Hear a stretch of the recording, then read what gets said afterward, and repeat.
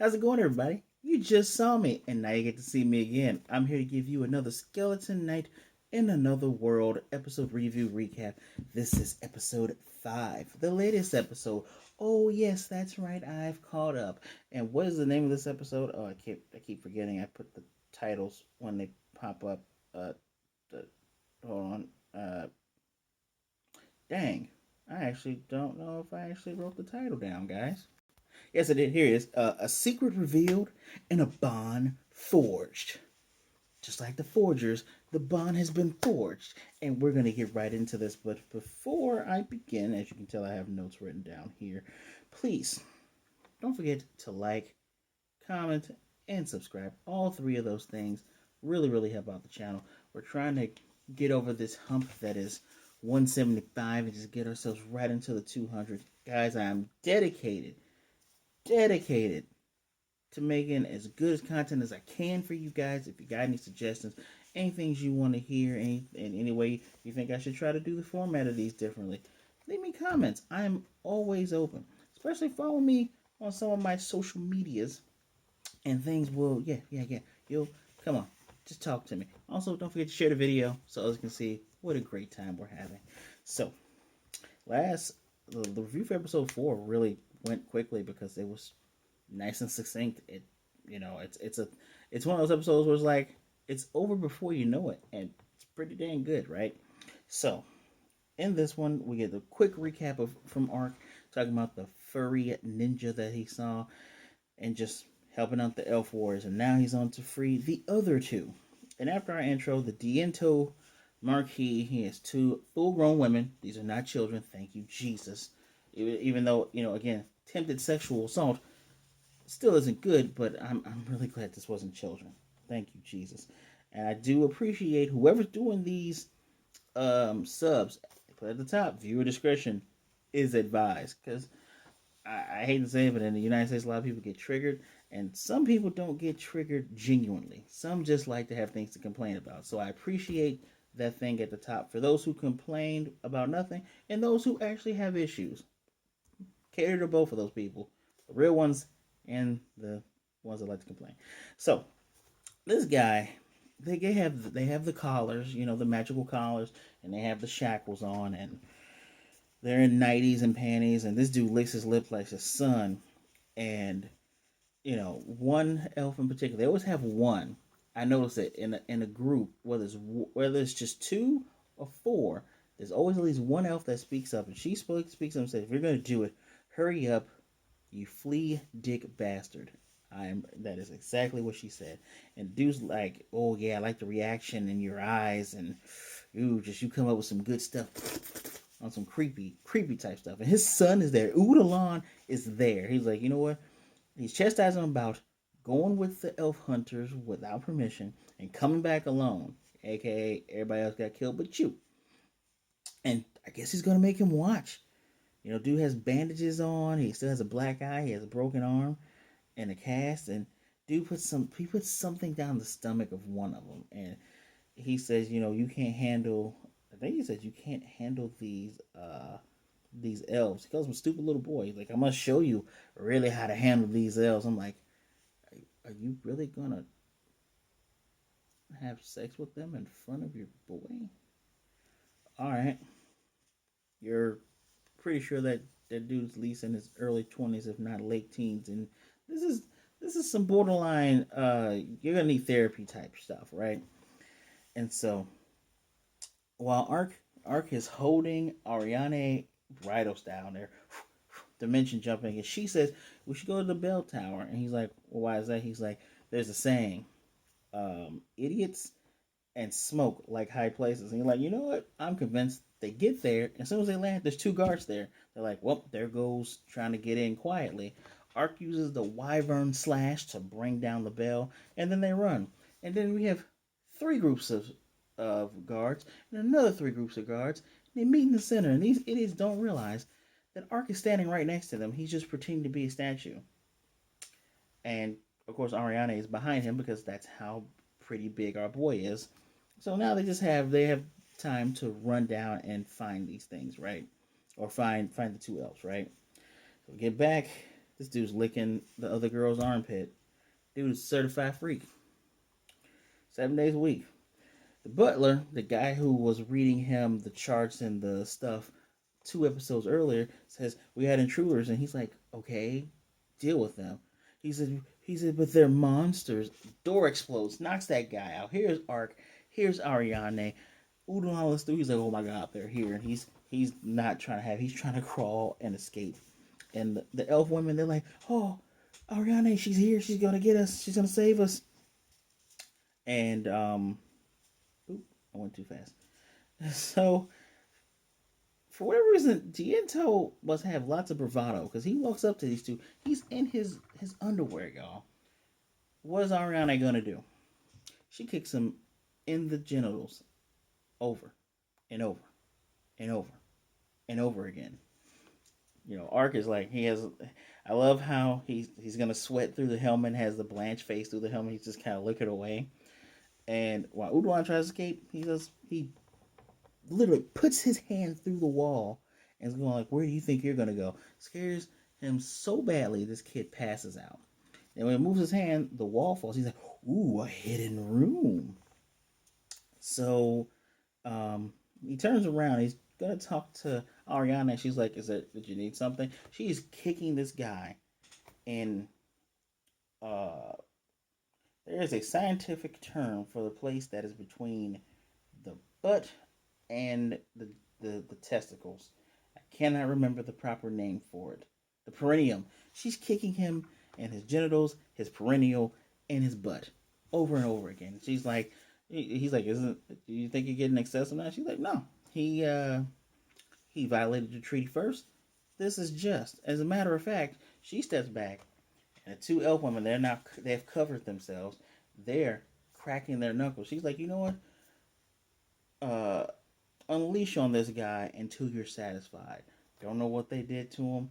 I hope it hurt really, really bad. And I hope it is not curable, whatever they did to him." And so he flat out tells, he said, "Hey, there's a hidden room over here. Can you take care of the rest of these guards while I go ahead and see what's in here?" And she's like, "Yeah, sure." Does her, after the girls are done, she tells them, go catch up with Donka to go to Lalatoya. That's where they're going. They leave. The guards come in. She does her incantation for the sword, burns these suckers, and in this room is nothing but gold bars and everything. And him and Ponta, I love that Ponta has the same expression as him because Ponta will get that gleamy eye just like he gets it, and he's stuffing the gold. She's like, "All right, I'm done here. So what are you doing?" He's like, "Ah."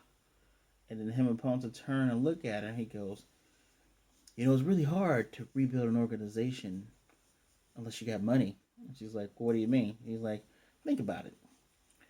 The abduction syndicate, they're going to try to rebuild and reestablish, but they can if we take what they got." And she's like, "Oh, that's a good idea." And he's like, "Oh my gosh, she bought it, thank God." So they get everything, and several explosions are going off all around the castle, like fire, fire, fire. He says, "Ariana, did you do that?" And she's like, "No." And Donka and the other elves should have gotten away by now. So he's like, "Yeah, we should just leave." Use his gate to get them outside. And he thinks to himself, "I wonder if it was my furry ninja buddy." Right? And so they're outside, and he's like, "All right, so we did a wonderful job. Looks like the contract has been filled." She still pays him. She takes whatever. She's like, "I hope this is enough." He's like, "Hey, whatever you got, thank you." Dude's trying to. I'm surprised he actually took it, but he did do a job, right? He probably thought that he wouldn't see her again, but she says, "Hey." Even though she says this compares nothing to what we have right here, but she says, "Hey, what are you gonna do right now?" He says, "Honestly, nothing really." And she says, "Well, why don't you visit the Elflands with me?" There's still more of her kin as held captive, and she wants his help. And we get the inside of the helmet glowing blue eye. He's like, "Oh, the land of the elves. That's so much of a super fantasy. I want to go now. I want to go now." On the outside, he goes, "Would they accept me?" And she said, "Well, you have to meet the elders, of course." And he's like, "Yeah, I figured that would be a thing." And she asks if he's still worried. She says she trusts him, and to prove it, she'll introduce him to an elder that she trusts more than anyone else. And he tells her, she says, "Well, he tells her, I can't remove this armor. She says, well, you at least have to remove the helmet so they can see him face to face. He says, there's a reason why. She asks, is there a reason why you can't do it? And he says, there's a chance you will raise your sword at me if you saw what I look like underneath here. And she says, what if I promise you I won't? And she's been a woman of her word. She's an elf warrior. She will keep her word. She is basically a Klingon. She fights with honor, right? And he goes, and in his mind, he's like, man, I at first I just wanted to help this earnest looking elf girl, but travel with her? All right, let's do it. Takes off the helmet, shows the bonehead. And I love that Ponta. Maybe Ponta sees past the skeleton part, but she snuggles right up to his face like she's just all up in it. She's like, "This, hey, this is my art. This is my dude. This is my homie, right?" And she wonders what happened to him, and he more or less tells a half truth, not even a half lie. He tells a half truth. He says, "Well, um, I woke up in these lands, and my appearance was altered." And then and he thinks to himself, even if I told her I woke up in another world like my video game character, she wouldn't understand. And I love the fact that he's sweating. And I also love the fact I didn't even pay attention to the title of this episode when I watched the last one. I'm glad they did this. I'm glad it's not like a long joke where it's like, all right, I gotta go. I'll be right back. I'm gonna eat by myself. I'm gonna do all these other things. I like that he has confided in someone. And so she looks over him. She says, "Well, you don't have the corruption of death. Um, if you're truly undead, you would. Plus, you wouldn't be able to use healing spells or dispel curses." And while Ponta's snuggling his face, she goes, on top of it, there's no way that a spirit creature would ally or attach themselves or be this attached to you. And so she said, you lent your strength to save my comrades, and your secret will be safe among the elves. Matter of fact, the elder might find a way to lift the curse for you. And he says, there's nothing greater that I want in this world than to have this curse lifted. And so it's decided. She extends her hand and says, let's make this official. She gives her name again. Of course, her name is Ariane Glennis Maple of the Great Canada Forest. Again, it is Canada. I kind of like that they did that. And then he extends his hand and he says, I'm Arc. I'm traveling to break this curse. They shake their hands. His eyes all blue. He has those blue skeleton eyes. And he never thought that he would end up on a journey to break a curse that he made up for a backstory, right? And while the night is still late, the moon will show them the way, and the path for him is clear. I love. He gives really good internal monologue, and his little mystical cape blowing in the wind. I think, yeah, that one right there shows it. Not really good on this camera, but it shows it right there. Hopefully, I can get that as the as the thumbnail for this review. And so it is now morning, and we got the title, and now it's Olive Olav, sorry, Olav, capital of Rodin Kingdom in the daytime. We have Marlon de French Rodin Olav. I'm gonna be honest with you guys, I do not care about these characters' names.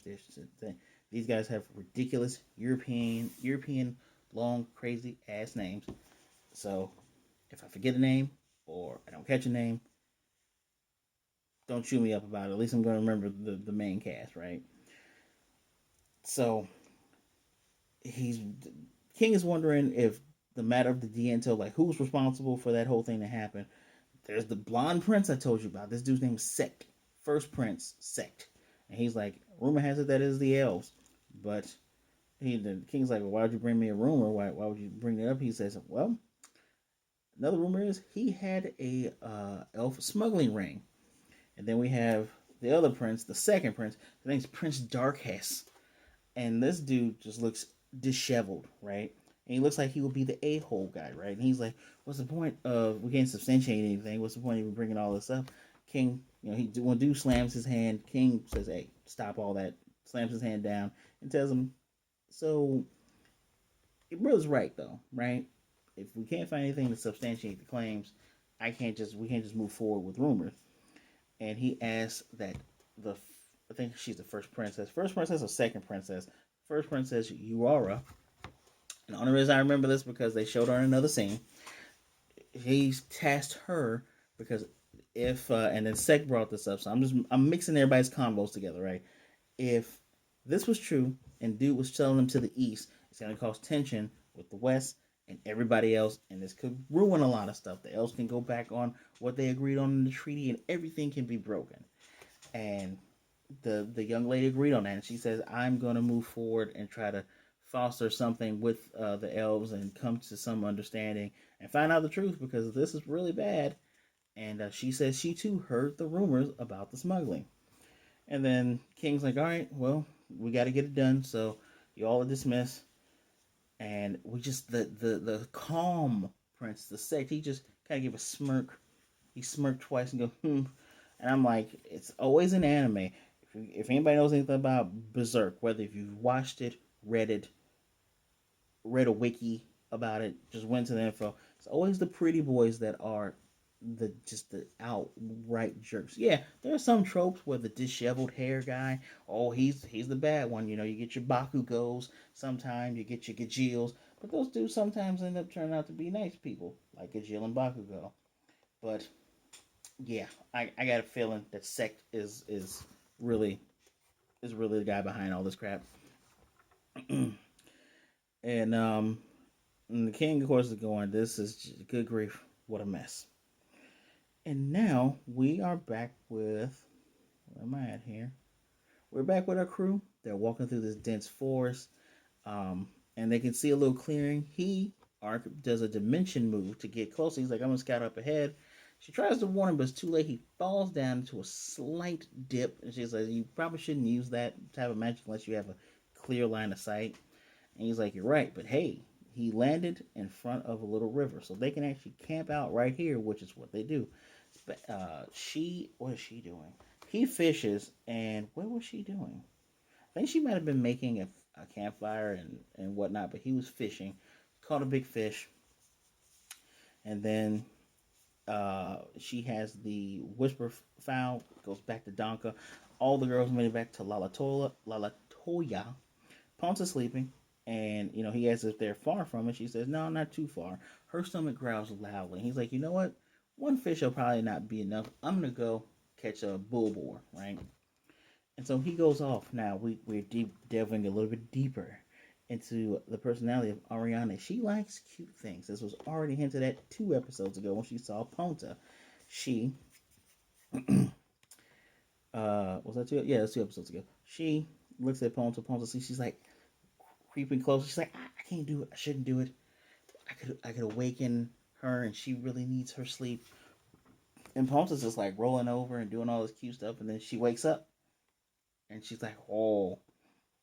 So then, as Arc is coming back, we get the cuteness. We get Ariane just rubbing her face all against Ponta and just snuggling her and everything else, and she loves her fuzzies. And we get Ponta doing the QQ noise, and he's just standing there watching the whole time.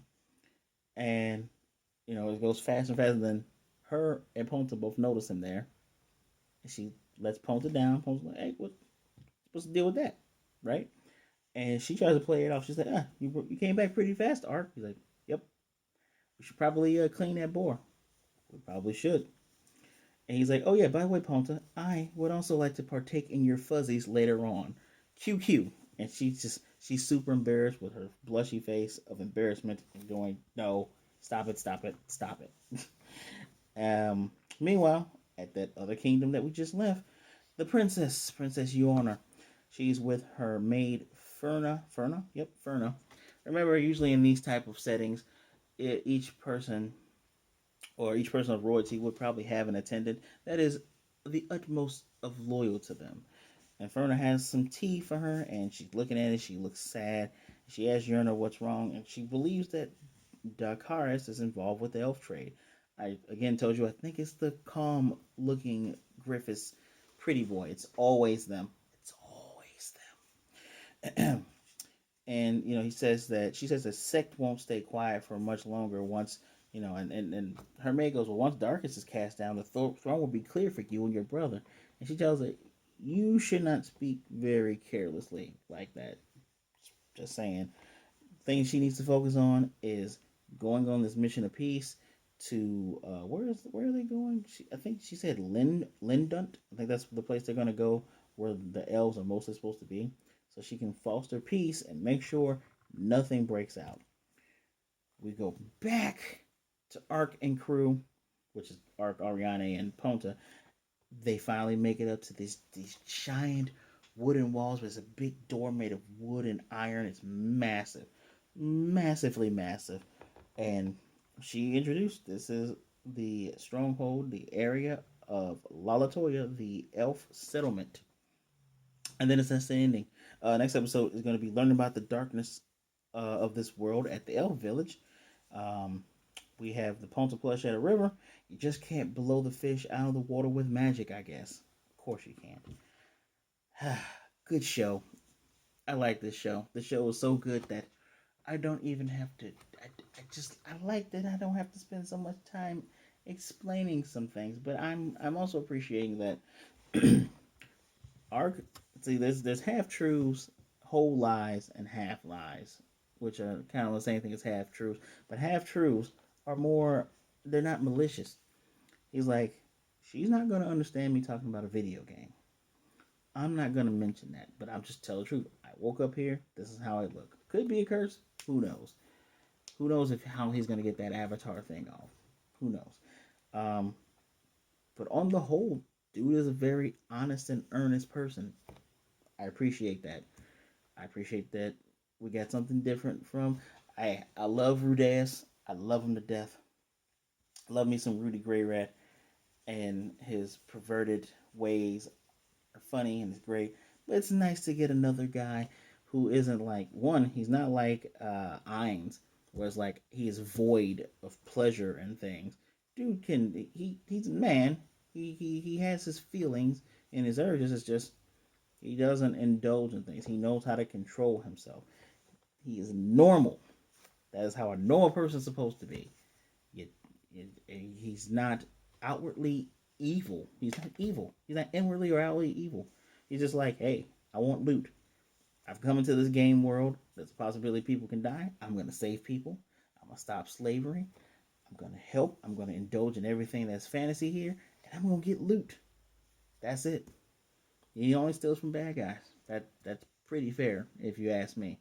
So, this episode was great. I think I gave last episode a 4 out of 5. I have to give the same for this one. No, I'm going to give this episode a 5 out of 5 for two reasons. The fostered bond between these two characters, it was a nice journey, and this was a great conclusion to it. Him opening up, showing himself to another character. I can't wait for Ninja Dog Girl to show up and be part of the crew so he can show it to another person. She'll be like, hey, dogs like bones. I like you. You're good. Right? I'm all in. I'm all in on this show. This is a fun show. I enjoy it. Some people might miss it or think it's missable. Has some great memeable moments, especially last episode with the curvy elf woman being stuck in the window. But it has really, really, really I like self-aware characters. I like characters that pay attention to things, and this has all of that. And it has a political espionage plot. No, not espionage, but it has a political plot in it. I'm looking forward to seeing where this story goes. Let me know what you think in the comment section down below. Please do not forget to like, subscribe. We're trying to get to 200. Hit the notification bell, be notified of more videos just like this. And don't forget to share. As always, thank you for taking some time out to spend some time with me. Be good, be blessed. Wash those hands, wear that mask. Be safe out there, you all. Be good to yourself, be good to others. And as always, I will definitely see you guys next time.